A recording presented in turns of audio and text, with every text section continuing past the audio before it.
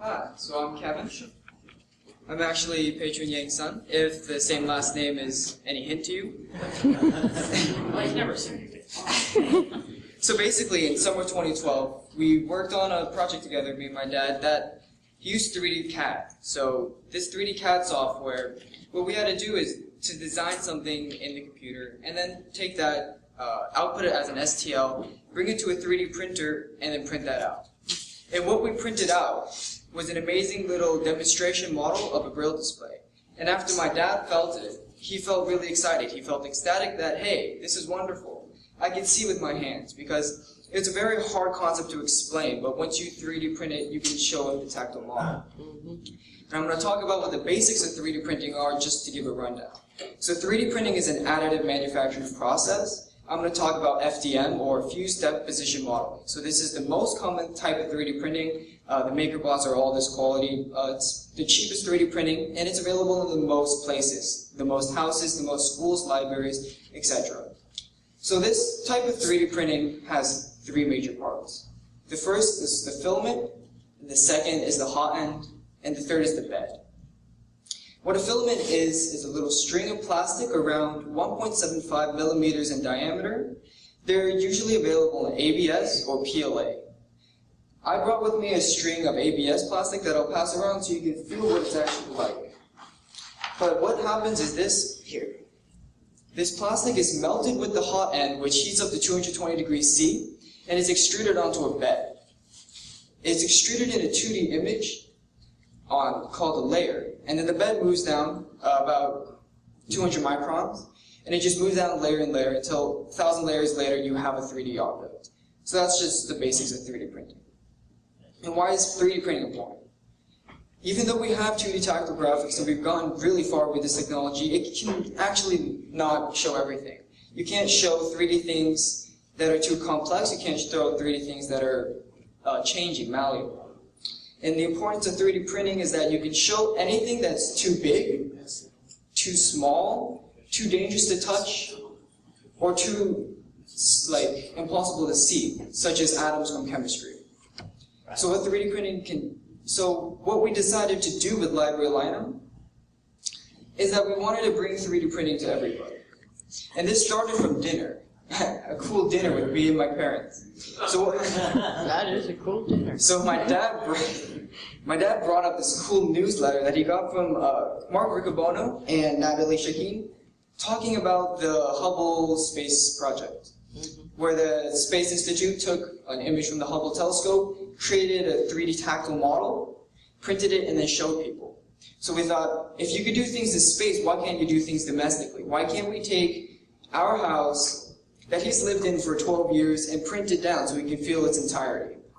And then from there on, we thought, what are the implications of this technology? You can bring it into classrooms and you can show all the visual aids that the people who are sighted or learning about in class that we're not actually getting. We're not getting this type of addition to our learning.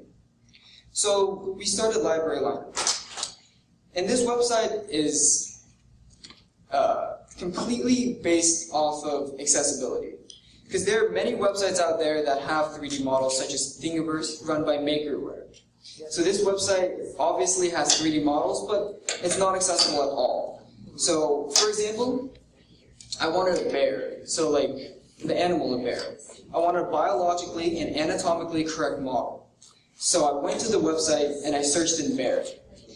And it came out with 5,906 results. Wow. That's an insane amount of results. And sifting through all those bears, those theoretical, what they call bears, is almost impossible. I couldn't find what I wanted. And if that happens, you can spend hours printing a bear, and then it turns out that it's not even a bear. It's probably a bearing, which also showed up, which is not what you want. So our website, I forgot the word, but it sifts through all the things that are currently available, and we post it on an accessible website. So on our website, you can search bear, and you'll get one bear. But this one bear will be the best bear you'll ever see. It's completely biologically and anatomically correct. And this it's not only for bears, it's also for many other types of models. Horses? Yeah, horses if you Dogs. Dogs as well. Yeah, some nice dogs and cats. But no, it's mainly for more instructional material. Because on Thingiverse, it's not based off instructions, it's based off of things that you can play around with after you get your new 3D printer. So we currently have 135 models that are split up into 3 main categories: mathematics, biology, and chemistry. It's very cool. We can say here that we have every single element in this very, very cool 3-dimensional form that you can feel. So I have in my hand, in this little black box that I brought, a bunch of models that are pulled directly from our website and sent to a 3D printer. So what I'm going to describe to you right now is a model of carbon. So in the middle, where the nucleus should be, is actually the atomic number and the letter C. And around that, you have 2 rings. And then this first ring obviously has 2 electrons for the octet rule. And the outer ring has 4 valence electrons because it's carbon. And that's not the cool part. The cool part is that it prints movable. So once you print it, it'll actually move around and you can simulate the electrons orbiting the nucleus. So I'm gonna pass these around. These are very, very cool. So we have a chemical model for every single element. So you can print a bunch of gold and say you have gold now.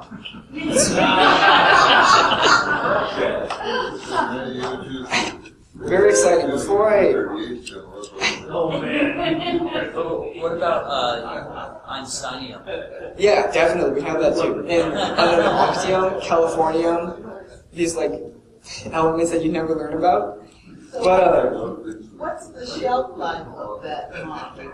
oh, if you don't drop it, it can last years. It's just regular PLA plastic. Yeah. So PLA plastic is plastic based off of corn. So it doesn't have these weird fumes that ABS does, and it's quite durable. A lot of people use it for actual production models. So it's actually used in real places. So you don't have to worry about accidentally snapping it. It's completely durable. And what's more cool, I have these elements that I found a month before. They actually bond together. So it has oxygen and hydrogen. Cool. But on the oxygen, there's 2 missing valences, because there's 6 on the outer shell. Right. And those 2 missing valences are actually dimples, which means, and the electrons are actually jutting out. So what happens is that you can pull the hydrogen, the 1 valence, and then actually bond it with the oxygen, so you can create H2O, which you won't be able to do with a 2D tactile graphic. You won't be able to move things like the other carbon. You won't be able to bond it together. So I'm going to pass this one around as well. This one, it's pre-bonded. Very cool. So those are our major chemistry models. So the chemistry models are, for right now, we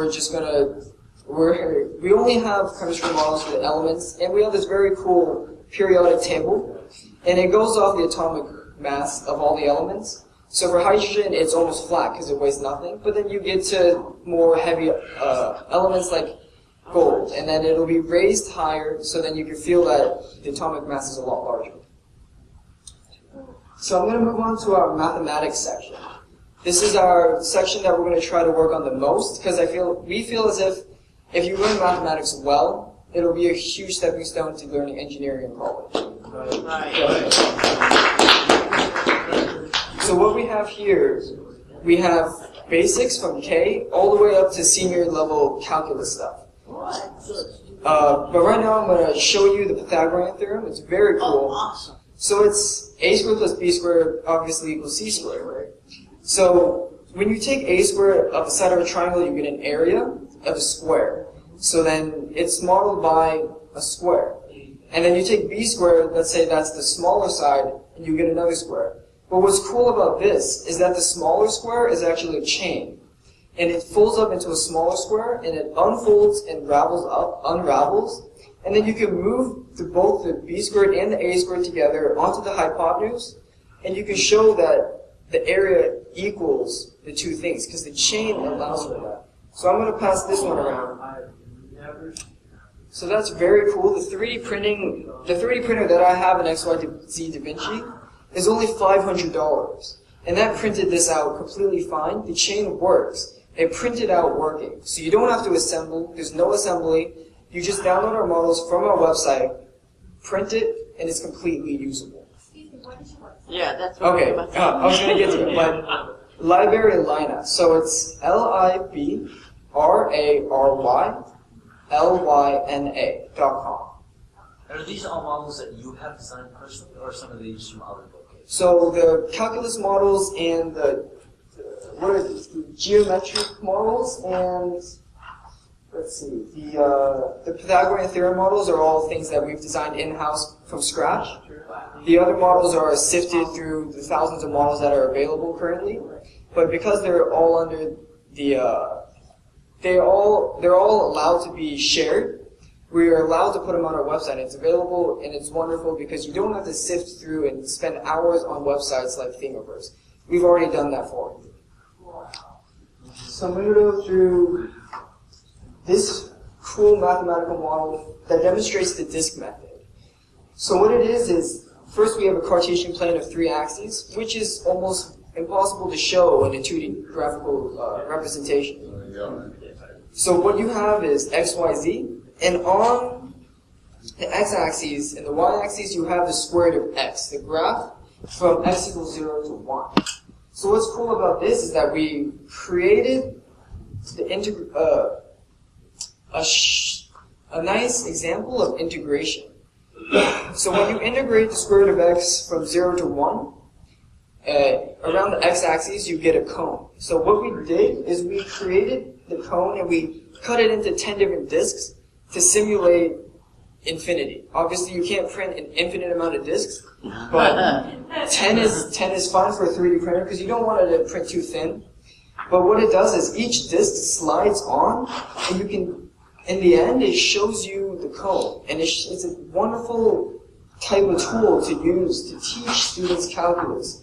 Because it's very hard in the beginning, when you're learning integration, what they actually mean when they're rotating it around the x-axis, what that means and what the resulting shape looks like. So I'm going to pass this one around. That one prints completely in flat 2D, and it just assembles with 2 things put together, and the discs sliding onto the square.